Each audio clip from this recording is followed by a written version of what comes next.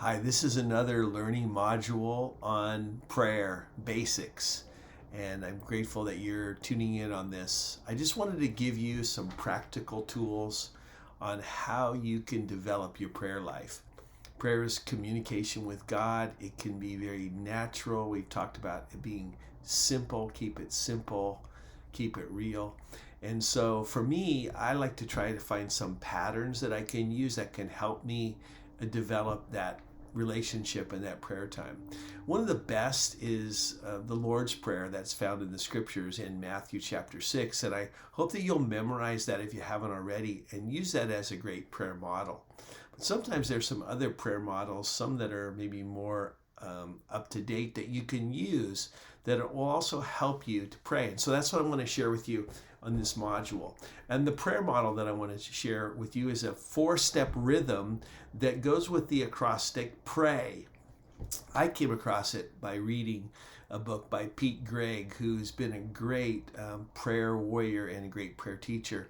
And so basically, this just helps you guide you through 4 steps of prayer, and you use the acrostic P-R-A-Y. So the first is P for pause.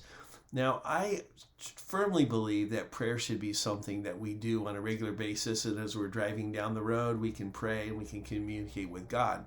But I'm also want to emphasize that it's very important that you actually take time to pause and allow yourself to really focus and concentrate on this conversation you have with God. So to pause is to relax, is to take a deep breath, is to kind of tune out those things around you and give yourself the kind of the relaxation of it, but also the opportunity to focus and stay attentive into God's presence. It's amazing to think that when we do that, it gives us this access point in which we have connection with the living God. So point number 1 is to pause and to kind of tune out things so that you can give your full concentration to God as you speak to him, but also as he speaks back to you. The second part of this is R for rejoice and reflect. After we pause, we take time to really rejoice and give thanks and understand the magnificence and the greatness of God.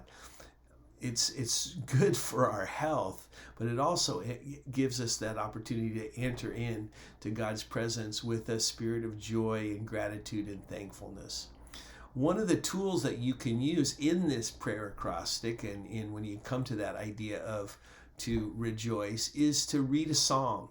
So much of the Bible and the Psalms are prayer books that bring great joy from the author giving them to God. And so I would just encourage you that you maybe find a psalm, and in our study guide this week I've listed a few that you could use as samples that will help you to enter into that spirit of rejoicing.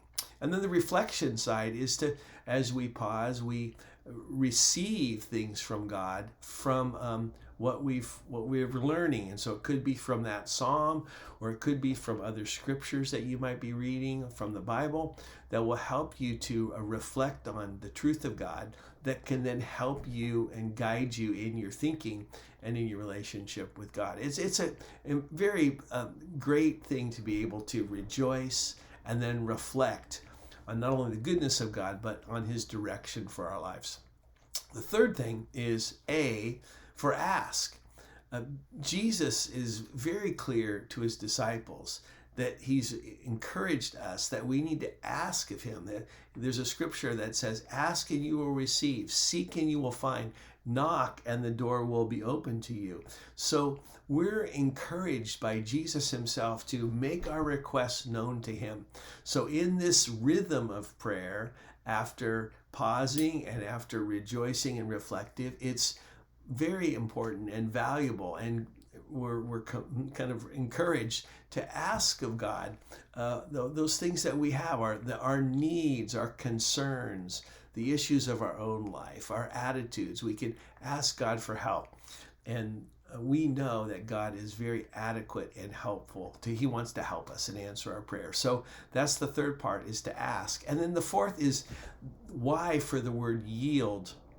This is probably the one that for me is sometimes the one that I'll gloss over the most, but also maybe is the most important one of this, is that after I've prayed, after I've recognized that I'm in God's presence, after I've asked God for guidance or for help or for things that I need, to be able then to say, okay, God, after I've done all this, here's my life.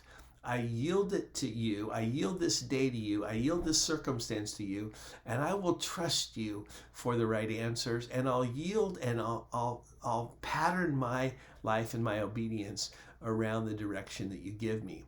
It's remember that prayer is a two-way conversation, and so there are those times when, as we hear from God and He speaks to us, then we need to pause and move forward and say, yes, I will live my life according to your plans. So I would encourage you to try this week to implement this 4-step rhythm.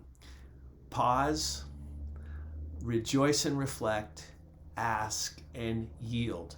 So in the study guide, there'll be some scriptures and some questions that can help you do that, but put it into practice. See what it's like to try this pattern, and then tell people about it. Talk to a pastor or another friend and let them know what you've experienced from this.